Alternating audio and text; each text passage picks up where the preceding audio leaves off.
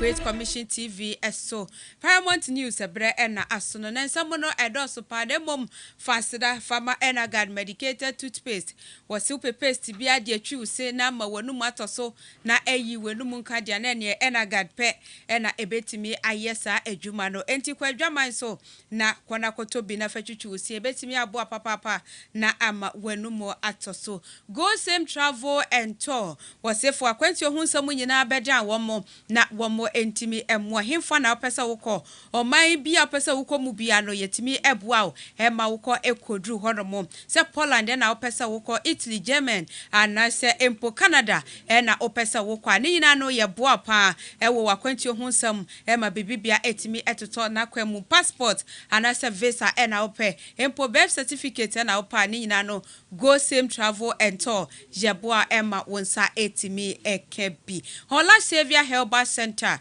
Osefa uyadie ni yina bra wonma so eye na wonmo emfa wemfa fidie mu ye wienso ayama wo eduro ema wanonom na timi etu yadie no ase ashaman na yewo okọ pharmacy na se drugstore bia mu so a bomodi ase obebusa Hola Helper Mesha na eno so tobi nanonom na entimi emwa no wapomudie no entimi ensipi na ensita Saranso ena kama yesibra na yemfa wo emfa entitiye mu na wonso beye openipa wutimi eka ensempa anase osofo mapa ewo oh my god na emu arishima ma adwumakuo we enanwumrei wo mo ebo machidom esomasen ema mede kasie ede eba wakwemu na yenhwe ensem no na poso ene na poso epi Mampeni Dada John Dramani Mahama Franketufo Edema NDC amanyoko nu sese waba pro a wode na pro bo akwakopie mu ewo ayawa so na ensem bia wode etudwa ewo hono no yebehwe na yabomu ede amaw ewo kase yi eso Yado beko ensam fofro emu na adihye no mu a womo ehwe meche akosombo danviare womo ene adihye no mu bia wo framantemu etwetwe enkomo didi nkomo esanse enche bia no eyade adame no womo eba bebie na ensuo no asan akobiem Yado beko ensam fofro emu na asoya womo ehwe ye bambo ho ensam so ede atudwa sa fe abato ye babeto obi a wobetna social media na ensem bia eni se woka wode ebetudwa no wombebo modin ase nimpakro no womo saso ni mu a womo ede no ebefa emra kwan so Enije kasie emunso na enie afuto akọ ede ama emani meme wo Ghana mu nyina si ye momodin a na aware a eya ye ware no ye mpepere ye ho enkonkwoshem ena empo no ye ma obia ema ye pressure se ye nware se de dache no Obeware bewie no na wonko enkonu hwan ena ekasa asemwe eno so yebehwe na yabomu ede amaw jedo beko omahodo so ensem emu na nano sa wokaya Kenya mampeni ruto chase wopame eye ne penifo no wo ye adwuma nyina eja nipa baako na sani pe wono so yeda sore ya waye video a wo kire mu sesese no wono kra no adwuma no wajai wonya enye adwuma no ebiem enti die enti a ama no ejai ene ne nsem bia wode tu dwa no na eno yede besomo hye so se kase no enigedie ewo mu ebi apomuden saranso ena omahodo so ensem ena yakabom a yede esmo enne enwumrei midi ede na nekua achelba acha bomodi anso behwe bi ewo Facebook YouTube nso yedemu ewo hono ma radio SM online so ko hono ma ubenya bi etie ma memo adwo na mensan so emo akwaba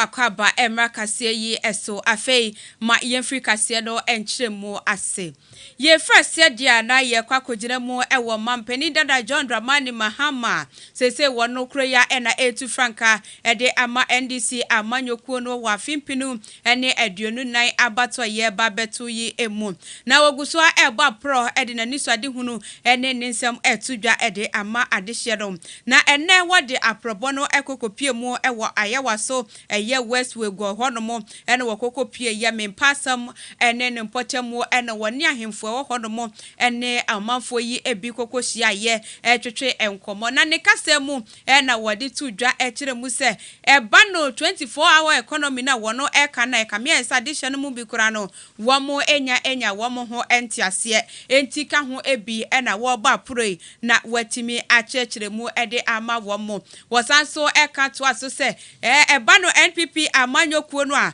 womo kase ni 24-hour economy no ene wo be kura no womo ehunu de wo ba beye eno na wo chiremu se nya de hianie sese no NPP muda so wa ba mu enioma bi wo hono me wo samutimi eye esa kira niema mu te se niema enkoyie adwaman so ene Ghana esika na aye hata no wo mo hwe na wo munye bibi mfamfa ho na wo munyai se wo mo de wo mo amamuo etoto mampeni osagefo Dr. Kwame na mamuo ehono Ghana as they are today. Our people are sinking into poverty. A recent report says that 55% of Ghanaians are living in poverty. We've never had this high percentage of Ghanaians living in poverty before. 2 million young people are sitting idle at home, not doing any of these three things. This is a very dangerous statistic to witness. And so we're sitting on a time bomb in this country. When NDC was in power, unemployment was 8.2%. Today, unemployment is 14.7%. And aside from this, life is hard for everybody. For our women and other people who go to the markets. I mean, we have the highest food inflation, almost the highest food inflation in Africa. Prices are unbearable. You know, but the dangerous thing is, when you're ill, and you know what is wrong with you, it is halfway towards a cure. If you are ill and you know it's malaria, you are halfway towards curing yourself of malaria. If you are ill and you know it's typhoid, you are diagnosed, you know it's typhoid, you are halfway towards getting the cure. Unfortunately, the people who have caused this economic crisis do not even realize there's a crisis. Because when you hear them say they are the best government and that even Nkrumah doesn't come, it shows that they don't even understand the situation in which Ghana is.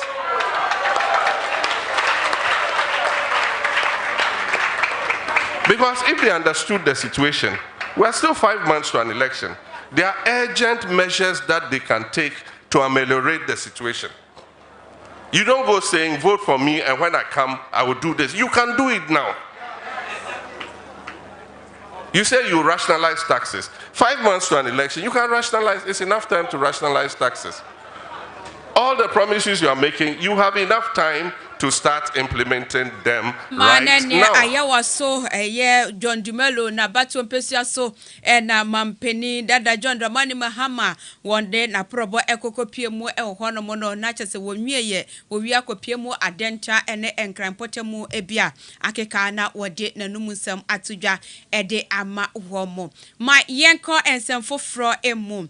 Na Interior Minister Ayonimonyafo Henry Kwate na wode atudwa ekiremu se eba no se ye ba beto aba ewo man Ghana mu a na hunu sadehye no mu ebi wo mankasa efa phone eso camera si wo mo so na wo mo kansem se ebi abato ye ba betu kura no si yenim ni ehia na sabato no eyese ye be ma na yesei na kyese ensem bia wo mo eka no na enni se wo mo eka eno no wo be wie no na wo mo de akwakoto social media na empo addition mu bi nso tena radio station any TV stations ahodoɔ ya na wɔn mo ɛka ensɛm a ɛde ehu ɛbɛbrɛ Ghana for ɛno na wɔde ato dwa sɛ afiya bato yɛ ba beto sɛ wo a wonim na wobɛyɛ enua bi a ensɛm fata anaso wobɛka ensɛm bi a ɛde hu ɛbɛba beto obi so ɛwɔ Ghana mu na yɛbɔ mmɔden aduadua mu na yɛnsa so wa yɛde ɛbɛgyina emra no ama emra no ɛne wo adi wɔde nsɛm ɛto dwa ɛwɔ abra ɛno yɛda mampani abɛdeche Dr. Bawobia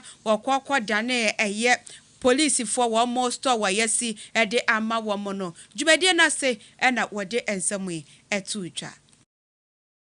The Vice President and His Excellency the President has charged me with a simple task to ensure that this year's elections, the police, the security agencies will discharge their duties professionally, and I repeat, professionally, to ensure that the Ghana that we live in, we shall continue to live in, and for us to send an example to other countries, more especially our neighboring countries. So, oftentimes we read in the papers, we watch videos, and we see people threatening on social medias. Very soon, and I repeat, very soon, under the False Publication Act, anybody who makes a threatening statement to incite violence before, during, and after the elections, we will make sure the law deals with the person and a court of competent jurisdiction will work. No violence before, during, and after elections. If there's anybody who is thinking so please, rehearse your strategy. Let us allow the people of this country to come and exercise their franchise, and Ghana will move forward. Henry Kwate enono ma yenko ensem foforo emu na abribia no se eyade akosombo dam no ensuo na ewo mu no ebu efa so anase de abemu no ebi wo hono ma wo mo ehia na kyese Volta River Authority na wo mo etimi abie ama no ase akọ na yensu chade no wo mo ebi adehye no mu bia wo mo ewo fragment mu no wo mo ho kire wo mo pa afi atwa mu de wo mo ebie ye no na kyese ebi mo ono mo kra na ekokko twifa wo mo so a wo mo agapade dan ahodo esese ya na nu ya da kra bi mo ekire mu se besi ne kra no wo mo eda suku dem ne de keka ho afi yi enche yade a VRA fo e de abase wo mo san ba bebie ensuo no ebiem ne senti na wo se wo mo bo ho dehuro e de tradition mu bia wo mo ewo fragmentum eti se ton ene ne mpotemu se de be ya ebeda wo mo ho so no mo ahunu sensuo no kra no ye bia sei ena ebeye ena empo no ye bia wo se mi firi ha no mokwa ha no ansa na matimi abamenchi ni nyina ena wo mo ebo apro ene adehye no mu bi twetwe enkombo entimpanifo ene adehye no mu a wo mo ewo ton ene ne mpotemu enkombo twetwe bia ekoso eni 2023 was taken, and that's after actually comprised of all the agencies. There has been an interministerial committee that has been formed, made up of all the relevant ministries that are responsible for this activity. Indeed, what you are seeing today is one of the recommendations made from the action review. Every year, we come and have an education on the emergency response. The district assembly can bear witness to that. Since 2011. But the number of people and those who were part was limited. But from what has happened, we realized that we need to expand the scope. And that is why we have expanded the scope.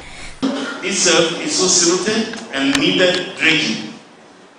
We even discovered that the water in the lagoon, the gate we have cannot close it. When we lock the gate and we want to have enough water in the lagoon for fishing purposes, the gate is below the level of the water enough for fishing purposes. So when we finally close the gate, there was not enough water left in the lagoon. And a lot of people took us to task on that. The people are selling in and Yampo areas.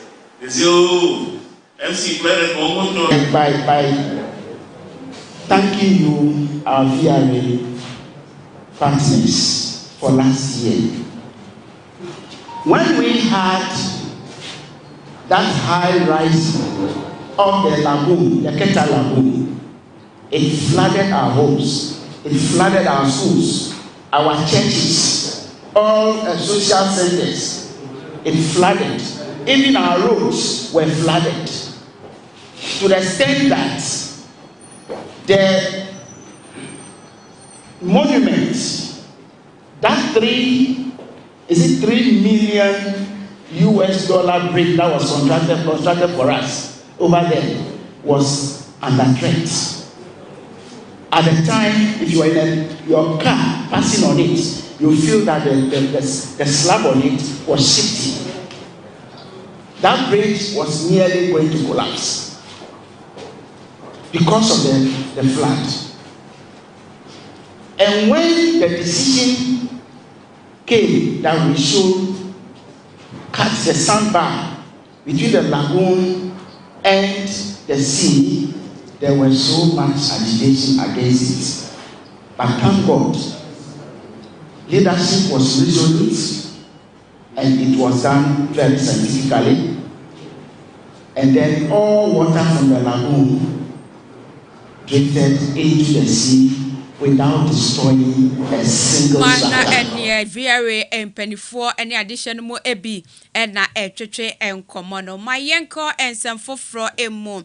No so for sha kwan ni akwantempon ho ensam so eye onmonya for asenso boache. Wadi atudwa echemu se eba no man Ghana yade se ye bibi anase ye akwan ahodo se ye behwe ne ye ensiesie wo ho no eya eno no ekechi pa. Sa de ne kura ye wie na ye bebo ho ban kura no eno so eya na ekechire eni senti na so ye no wo ba behwe na akwan ye wo mo egusu eye ene de wo mo aye dada no wo mo de bia no wo betimi abo apro wo so de e wo se wo mo eye nsiesie fa ho no na wo mo aye nsiesie atimi abo ho ban na timi ada ho no mo ache e de ama Ghana for my tour.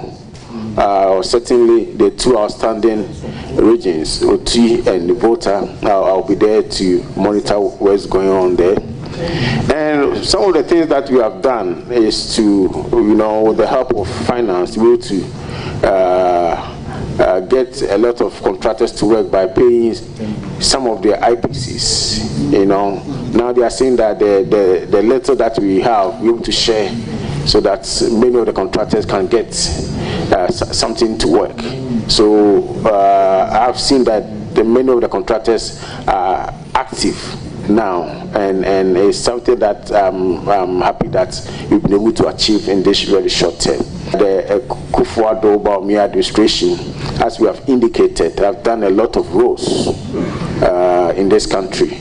However, there are still more to be done, because as a country we need the roads for obvious reasons, because the infrastructure is a necessary condition for any serious development work. So we continue to invest, given the limited resources. You are very much aware of the global crisis that came about as a result of COVID-19. So our plans to invest more did not materialize as we should, but even that notwithstanding, government has prioritized road construction, and that's why even in 1 year we describe it as year of roads, because we had invested in the sector that no other government had done before. It was unprecedented.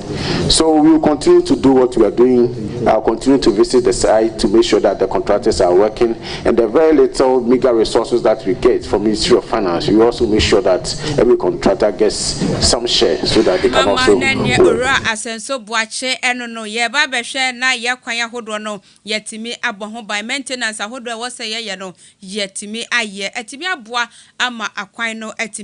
honomo ache ma yenko ensemfofro emu na kofa by Edema Ghana Union Movement ye twanity ase gum Reverend Christian Kwabena Andrews na eno na wakasa ama emu no wode atudwa kire mu se si yehwe NPP amanyokuo no titiriwo Ghana mampeni na nadodanko akufado na bedi eche Dr. Bawobia womo die osagefo Kwame Nkrumah no yade womo empenasem efiti se womo efro abenwa no nientie wakasa nyina ene se wo kire mu a na chese Ghana mampeni na nadodanko akufado wo betena abenwa no so no na ye wo Ghana sika no 2 cedis note na chese osagefo Kwame Nkrumah na niti ene da so nanso na ye hwa sa sika no ebi eni ho no ma coins na ye twa aba na empo no si ye hwa na chese Founders Day no eno Kwame Nkrumah ni birthday na eduru ho no ma ye Founders Day no nanso mampeni ba ya ene wo baba yi free ho no mo na wanyina nyoma bi keka ho edi adanse se mampeni na nadodanko akufado woni NPP amanyokuo no wo mo no na chese Kwame Nkrumah de wo mo empe na asem enti enye ne nwanwa se ora mighty opoku prempe ebekwa kwagina kumase na wobeka se wode na mamuo kwakototo Dr. Kwame Nkrumah na mamuo hu na akoda no se wanso ni awosose enti na ora na pono wanso bia se ono ankasa wo bia wo hwe no asua no na nadodanko akufado na wose no ora kirabosom ne nsama wode eto edwa enie airport no fa kwa bruchiri Kwame Nkrumah de bae tema port no Kwame Nkrumah na baba ye ya ene wo yika fa wa otenemu wotia se osaje fo no asante hene a wotwam ko ene de ma no ne mo de monti ena okoma no asa osaje fo that time no de edin no Kumasi city no kubia no wotia se ene odidi ni ma no se o modde mo abom ma wiase nyina age watom no ene tie fo osaje fo etisene nananom ene 2 days age fo dia ne se no no se Kwame Nkrumah be o ma ehwedia na mehunu se sane ni nyina no enye me nwanwa na nado ba so di ne besiye tu si de Kwame Nkrumah ti da so be ye free so wotia se o ye free so wie empo no ye ne ankasa ye dai de je fa hodi ankasa mpo no ye fa hodi da no republic no obesesa no enti se napo ne papa ne ko ayia o mampanyina e de no so beka abekronsa they are the same thing Nkrumah de ompenasem Nkrumah because ya beifu a be si ho a be sen Nkrumah nyuma o tiase na be sen Nkrumah nyuma ene be yi honhom da so ti omumu MPP mpanyimfu e ba be sen Kwame Nkrumah nyuma be yi konkon kase bi ti omumu a koso sen Kwame Nkrumah na emanyina esanse ne papa ba no obigu no ni mase o tiase obija kato ho e ma woko no afi no jaka ye ba ense champion ba no champion si ntua enti ne ma yi ntua ne ba no good for the papa in the bijaeka wenti ba mo kwan bi aso otiase enti no enese na na kufa do ba no ujaeka no kwa enye nwanwa esanse abekronsa once akwa France woni a ose enti no pepepe omo life ana no ntimi de ekwa mo faso a omde Nkrumah edin twitwi fom ni adada no enye me nwanwa I know them but nim se de bi no mutu anka bosom eno no wo kire mu se akoda nso ni a wosose enti na pono se wanse obi ade ana ne Ghana mampeni na nadodanko akufado ene wose no esanse wo modie na chese Dr. Kwame Nkrumah no yenya metena benwa ne sokra no na wo mo empe na asem dada enti enei se ye de amamuo etoto ne de ho de ana ne enya dia eye ade nwanwa bia na se ade fufuro bia mayenko ensamfofro emu na mrahye bedwani edema atwema wa bieja south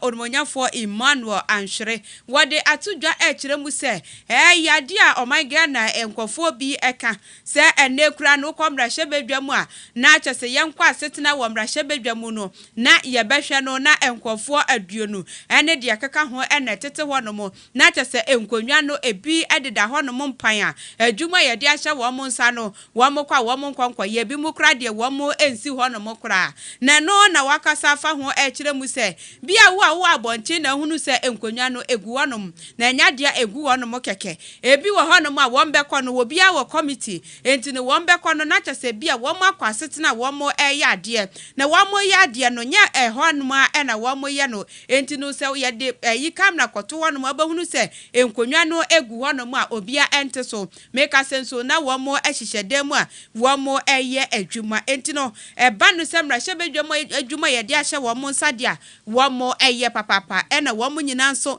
ekọ asetena se de ese na efata Osha this parliament OCC ana ebi ni bebia ebi si bebia da Africa ha we be say we are seeing na kra you this type of parliament. This is our parliament is saying. Parliament I also say I hang parliament. I have 137. Now we one independent or the join the majority. Beside that, MPP, I will say a presidential system. MPP, I'm a cool MPP, Flabber, our non-air president, another that go for non-air president. And if you are over parliamentar, the leader of the parliament will be say conspicuously, honorable right honorable speaker, Alban Smani Babi, in your penny or your NDC. So ABC the other, yeah, didn't you man? I had them part times. I said, yeah, I say parliament. Yeah, near Rigi Quorum. Yeah, they come on and tell me, I have very difficult. But in all this in the crowd, please say, yeah, hold yourself apart. Yeah, Quidima, a kakra, needy, parliament to baby. But honestly, I don't wish this type of parliament in the near future. Because I had on a position at times on due in air for straight two. Even at all. So we raise quorum crying idea. We raising it before. Yeah, time in the course of a year, no be raise quorum. No. I create problem or say suspend the sitting or say Ninyana happy. Parliament to get in and say. I am more chef law on idea. Magasa be a parliament. For all you know, no crown. There are committee meetings. I don't know. It's not in the public. No, maybe I work on a committee. We have a sign. Committee meeting. Committee meeting. We are committee. We are. It's not less than 20. Nipa 20.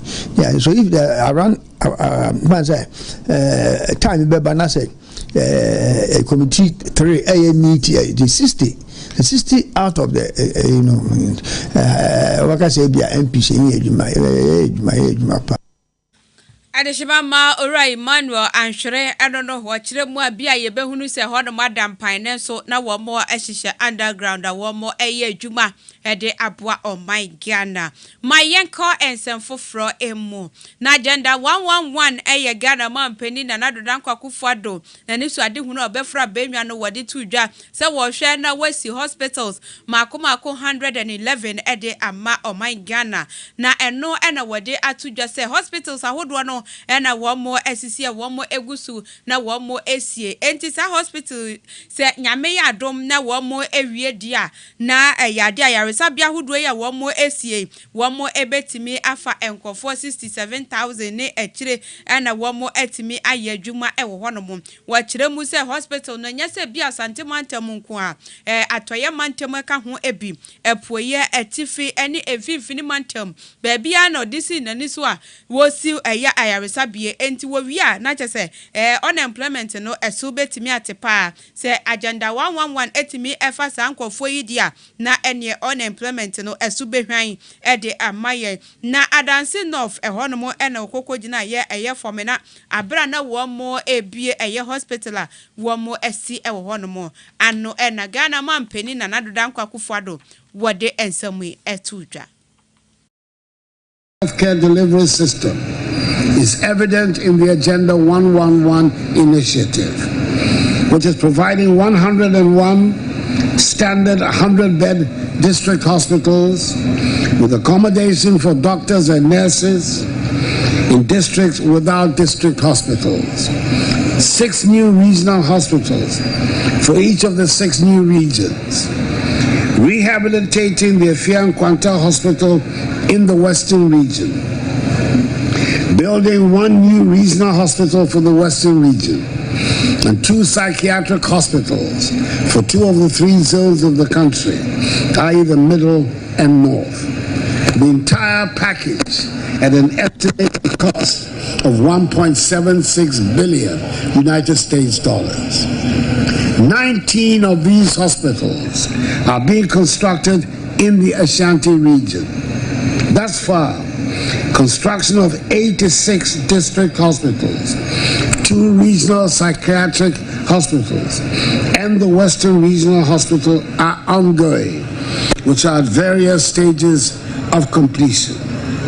The average completion rate of the 89 ongoing projects is 65%, with work at some of the sites being 70 to 80% complete. It is worthy to note that the constructions of these hospitals are being undertaken by indigenous Ghanaian contractors who have provided direct and indirect jobs to many Ghanaians.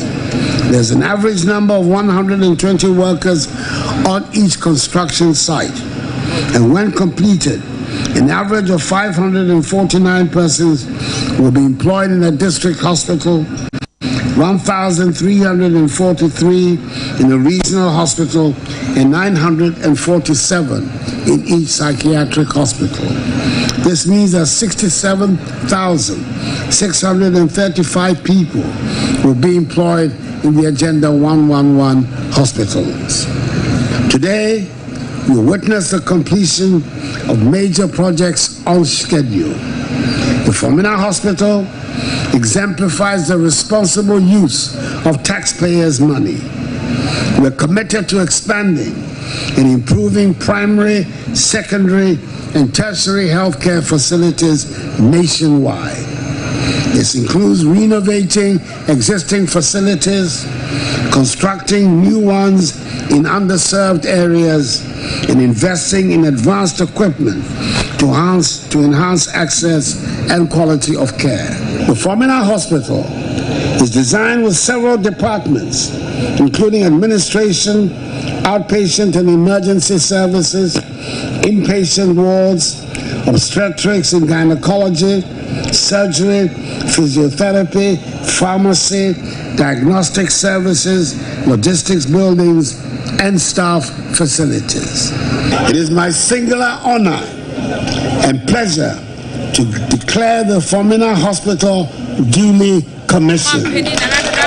Fado eno wachiremu agenda 111 eba beboa etu unemployment ase every my Ghana emu ene bosome mako nan yakei na hospitals ahodo na aka no wo eba bewie dia na ene wachiremu ebeboa ede adwuma aba my Ghana emu na ma yenko emfimfini mantem na abemu a wodi tie floors ansa wono wanya emfihia no du enwotwe a wono eye final year student ede ma Ghana National College na eno enna entie echemu sa abemu ayi sebe wadaya wansore eno nam so ama ebusua ede sobo ebo suku no emu empanifo se womo echo moka eno no womo twrowi a womo kwakwacho wasi enti no abemu ano wobi ema womo nyanentie se akodado womo twa moka ni nyina no na kyese ne ho edodo no kakra nanso no sebe wanya obia ama no amfana nkopie ayawesa bia sa na ebusua no womo eka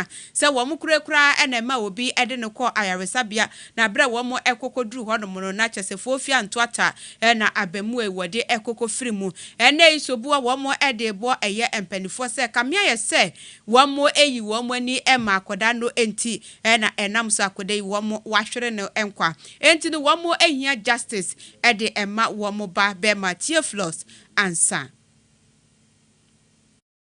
Let me be said that also penny do school. Another man made a come up penny do school, don't shun money. No, me then could do pemper so to the man. It's swimming here justice on the banner. Maybe you know, could I we should not talk around the one the captain. Secondary school, the final year was now could I make for me. But Matambai, Nankasa, Matambai, Inazaka one son, the national friend in the it's not what the master of the guess it's on the menu, Miss Yamu can be my mind, the Pomo so once one turn oh, Bialan see how they sing that. 20 to the best happen. I don't know I imagine. I'm not going to you. I'm not going to we just want the education minister and our president and Mr. Bright appear, Charles Bright. Once you want to seek justice, you can never come. No one be so much to them. No more what do you schools in? If you are a house master, so friend or your friend and day student are never can you know about or your border. For 3 days now, friendly you want. So can't you look for the guy? For 3 days now, a friendly in school, you cannot look for the guy. I know make a commander Nana. That day that was the 3rd of July. Verify and the young call intervention. As a matter of fact, we've tasked the head, the house master, everybody matters has given report, and we are also under the Director General Headquarters. So I have forwarded all the necessary documents to headquarters. And again, we believe in justice. So if parents are demanding justice, I believe that is what we are looking for. So I will plead they should come down, and I believe Director General will also allow that. Sia eno no womo e super esanse abemu afishia du nwotwe a woko akocho wasi na sebe fofie antwata wode ato nananom ewo ensiedo womu kiremu se womu hia justice de emma womo ba bema no na ma yenyina weso na yento enkra emra yeba yedo beko obi mai so ensem emu yeba sisia.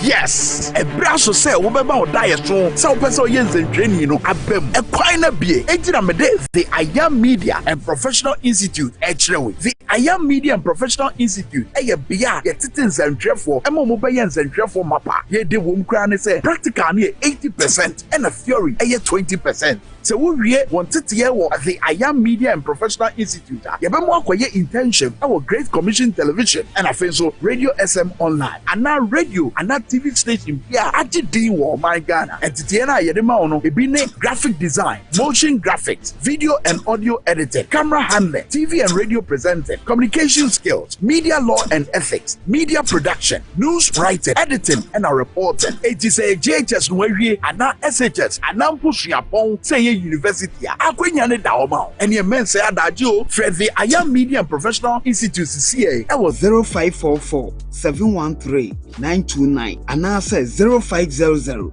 200 033. And now with one office, what Great Commission Television, Nungwa Cantamanto, or Mobile, St. Michael Primary School, the I Am Media and Professional Training Institute, where professionals are trained. Shannon Sose, Singapore, accredited by the National Schools Inspectorate Authority, Nitomutia, from Nasia.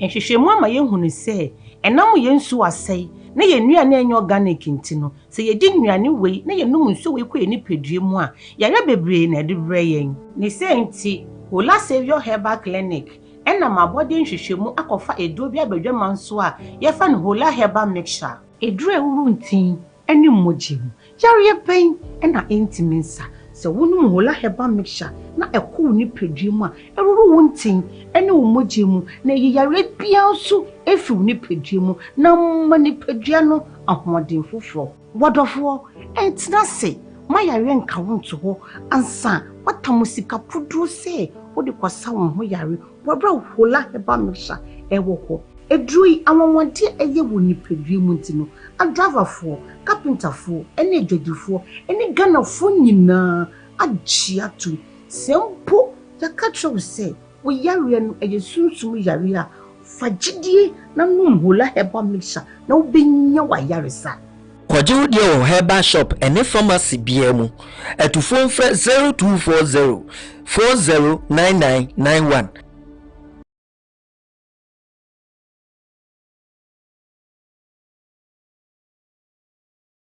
Midi ede abna adepa eyemena midi dwumedi a yato ne din MP's Diary ahochia me dwumedi ye dwumedi sonko bi a Great Commission TV ahihye say yem famre modie so ye beto yensa ede afre emrahye bedwemfo ha omo wo Ghana empesoa ahodo nyina eso jemre wo abre a mosomfo abna adepa me tonsa ede afre ye emrahye bedwemfo ewo mayi na mede nsense menkakra Sebi, woman so Eddie Womasudi Kakra, Ebetuja Amiye of Parliament was going to grind on him. He had to come and beg and say, look, take me out of it. I was only following instructions.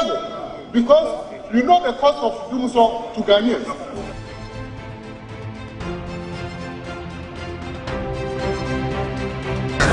Yawa de biara, non sun pay mu pepepe, ekopem non ko, na men churchill. Na me ma wonhunu me twa se wo mu ahye bedwamdim eye ede boa won peswa so Great Commission TV fulfilling the divine mandate.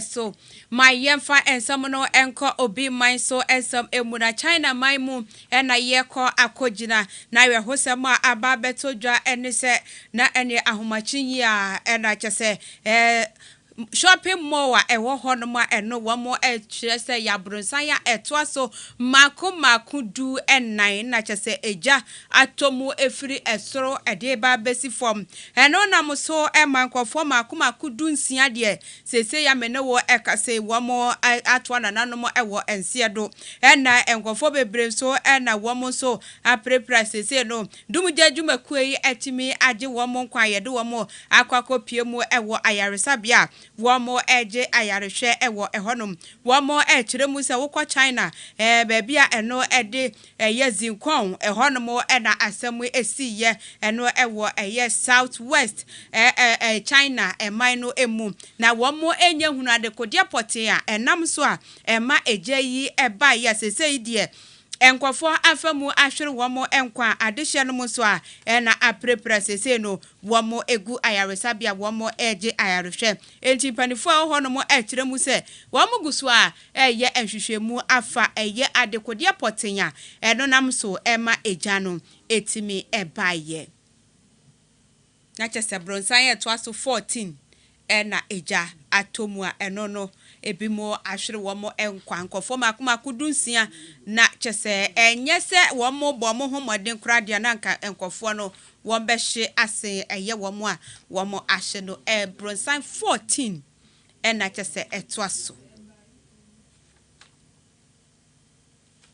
ebusia ma yenko ensem foforo emu yedasoa ejina obi manso ensem emu na encha ye bia na Kenya de na chese ejabeda honoma womu kiremu se tax ahodo wo mo etua no wo mo mampani di bia ka ho enti wo mo entua eno nam so ema wo mo ete wo mo hugu monten so a wo mankasa wo mo mra hye badwafie kura no baabi wo ho no ma wo mo epeja to honom na enkwa wi akire kura wo mo kire mo wo mo mampani ruto wonsi fom na adwuma no wontimi enye sanse mfie mienu akiri ni a wo mo hunu na adwuma no wo mo ntimi ne enye adwuma enti wonsi fom na wieye mu no na chese mampani ruto watimi na ono ankasa ne nkofo wo ne wo mo eye adwuma no wo pame mo wo mo nyina akire mu se wo mo nkwankwatena fie na wo mfa nkofo foforo na wo mo ne no eye adwuma esanse wo mo atimi atena ho ma enkofo atimi aba bewura yemra hyebedwa fie ahye ho no mo nuama dia na ne wo mo nkwankwatena fie ne wo pame wo mo nyina no na chese ne cabinet secretary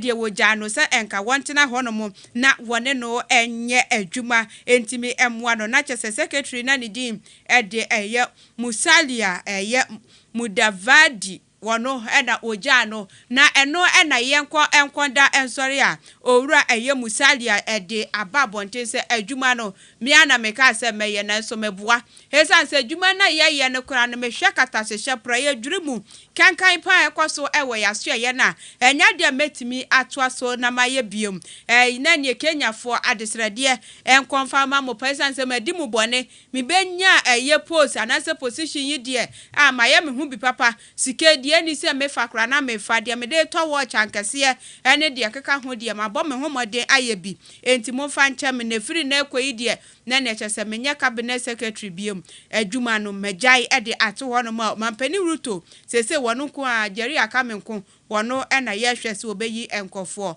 foforo. The people of Kenya. The Constitution of Kenya of 2010, Article 1, Sub-Article 1, says all sovereign power belongs to the people and shall only be exercised in accordance with the Constitution. Today, I tender my resignation as a Cabinet Secretary in the government of Kenya. I want to offer my heartfelt apology to the people of Kenya for the greed, high-handedness, selfishness, arrogance, nepotism, tribalism, and all the bad things that we have done to you in the last 2 years. When we came to power, we called ourselves shareholders and decided that most Kenyans are not part of the government, are no longer part of the state, and do not have any human rights. We went ahead and received bribes from all over the world, and especially from Dubai. We bought very expensive watches, some as expensive as 1 million Kenya shillings equivalent in dollars.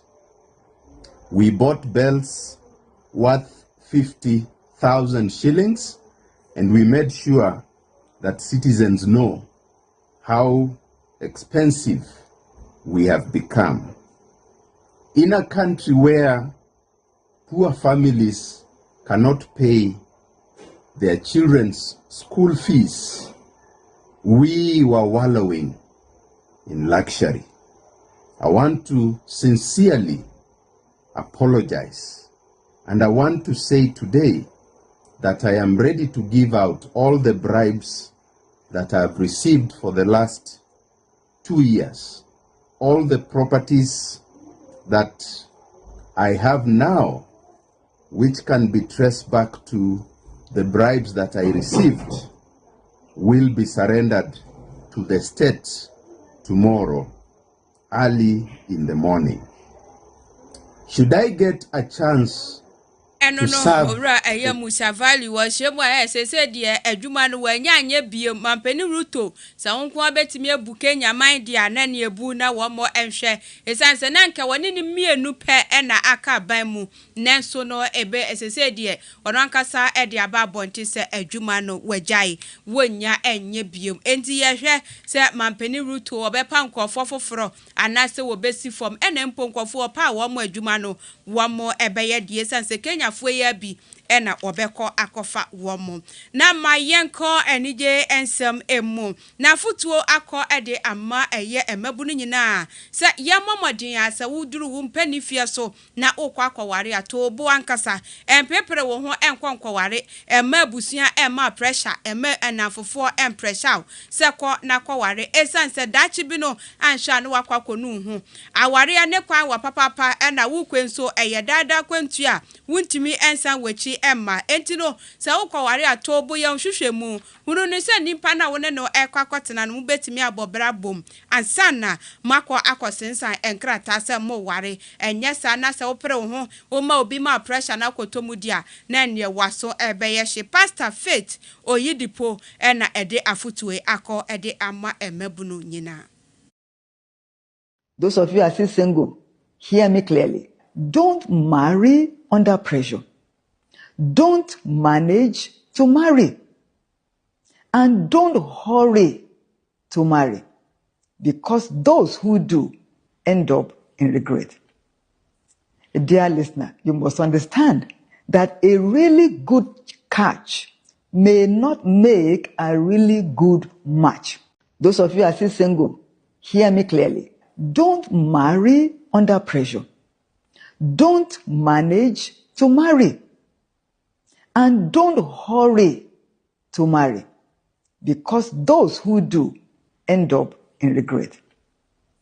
Dear listener, you must understand that a really good catch may not make a really good na match. No wudi Americana prepare ho na ukokoto aware bi mu a anhwa na wanu ho minya 40 years menya 30 years entino na obi aba na wagena tuma na ne dachi ubesu ewo aware na se papa enti wukwa ware bomodin anya abotre wonso wodi ewo mu a wonsa ebeka eno na sofo eye Oyidipo wode afutu akode amagana fo nyina eni wiase afa na nyina Shema na enye yegina we so na kase ye bobo ano ene enwumre no yede ni yina esi ewo ahanu musei kai se na nigedie ewo mu ebi apomudi o mahodo so ni nyina ena yede ebesmo fasida fama ena guard medicated toothpaste o se adwaman so ebu ewo honom a ubetimi akoto bi na wode atwi wo se ayiwanu mu enka boni bia edi efiri honom Hola Savior Herbal Center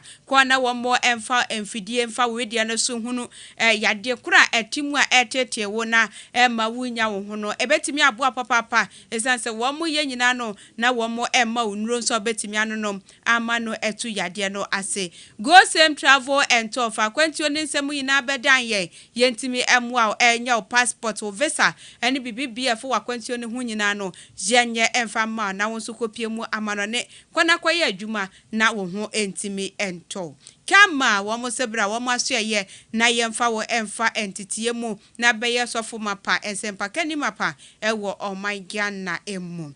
Adeshema ma wamo eni adwumaku anwumre wamo bo machidom so masei ema mede ensemwe ede eba bedan wo se Paramount News ewo Great Commission TV eso production team no yedamu ina ase papa ye camera MC a mu ina so yedamu ase papa ye wonso a woje bre na uhwe bi se fie na uhwe me YouTube na share Facebook and Radio SM online na utie ya na enwumre yeda wase papa midi ede na nakuya achireba atame na enwumre mekenka ensamwe ede emmamo yakramo